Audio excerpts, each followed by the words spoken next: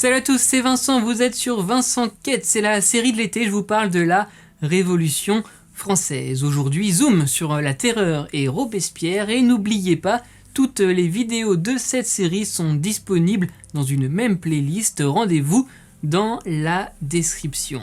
Et tout d'abord, je vous parle de Maximilien de Robespierre, né en 1758.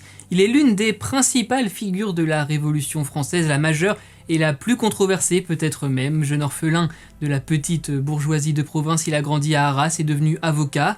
En 1789, il devient représentant du tiers-état pour les États généraux. C'est ainsi que commence sa vie politique. Il sera ensuite député de l'Assemblée nationale puis de la Convention. Ses talents d'orateur lui sont alors très utiles. Introverti et simple, il a de véritables convictions révolutionnaires et c'est comme ça qu'on lui attribue son surnom, l'incorruptible défenseur du peuple. Le 21 septembre 1792, c'est officiellement la fin de la royauté avec la Convention nationale, l'Assemblée à la tête de la première république en France, tout juste proclamée. L'exécution de Louis XVI rend les royaumes européens absolument hostiles au nouveau régime français qui le leur rend bien en leur déclarant officiellement la guerre, 10 ans de guerre avant de retrouver la paix.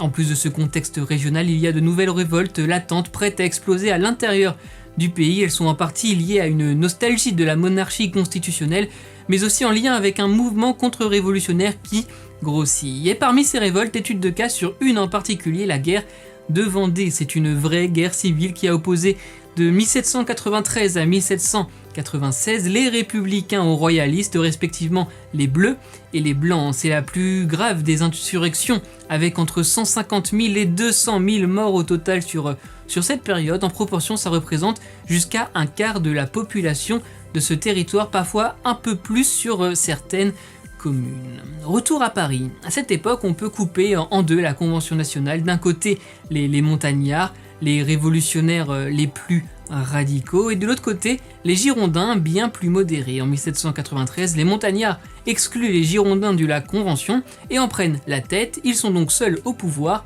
menés par Robespierre. Le 27 juillet 1793, l'incorruptible entre au comité de salut public, sorte de gouvernement révolutionnaire. Il en devient, dans les faits en tout cas ce n'est pas un titre officiel, le président. Petite parenthèse sur ce qu'est ce comité de salut public. En janvier 1793, la menace de la guerre est plus que réelle puisqu'elle est déclenchée. La Convention crée donc un comité de défense générale qui va devenir en mars la commission de salut public avec notamment Danton. En juillet, nouveau changement, Danton est viré, Robespierre arrive et on parle du comité de salut public désormais, avec 12 membres. Il est chargé de vaincre les ennemis de la nation, aussi bien sur le territoire qu'à l'étranger. Fin de la parenthèse. Les montagnards à la Convention et Robespierre au comité de salut public, c'est ainsi que débute la période que l'on appelle la Terreur. En plus de la création d'un tribunal révolutionnaire quelques mois auparavant, la logique de répression s'installe.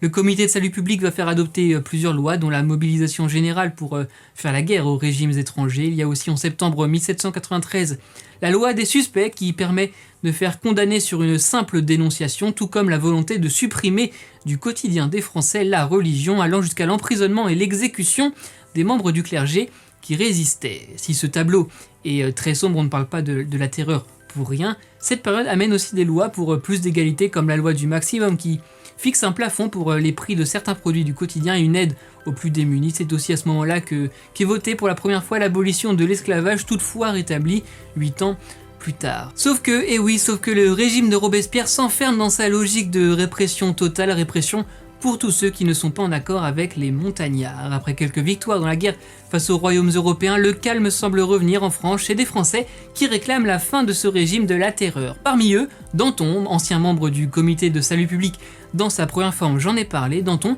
qui est aussi l'une des figures de la Révolution. Mais Robespierre, je l'ai dit, s'enferme dans sa logique et fait pourchasser les opposants à la terreur. Danton finit ainsi guillotiné, mais cette exécution ne passe pas chez les Français et les députés. Il se soulève contre l'instigateur de la terreur qui termine donc guillotiné lui aussi le 28 juillet 1794, tout comme 21 de ses soutiens. Avec la mort à 36 ans de Robespierre, c'est donc la fin de la terreur. Bilan maintenant. Sur cette période, on estime qu'il y a eu entre 100 000 et 300 000 personnes arrêtées, détenues, et il y a eu 40 000 exécutions, dont 17 000 condamnés à mort légalement. Les autres sont morts sans jugement en tout cas. Sur les condamnés à mort, 85% étaient du tiers-état.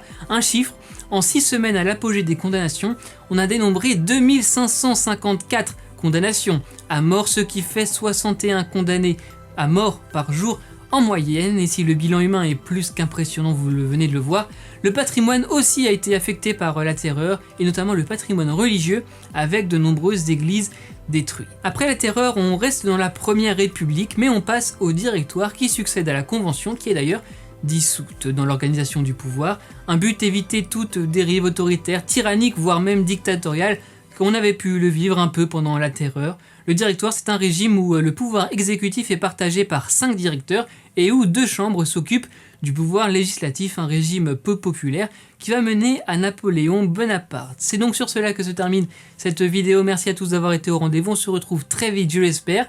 La suite de cette série consacrée à la Révolution française, c'est tout l'été sur Vincent Catet dans la playlist Rendez-vous dans la description.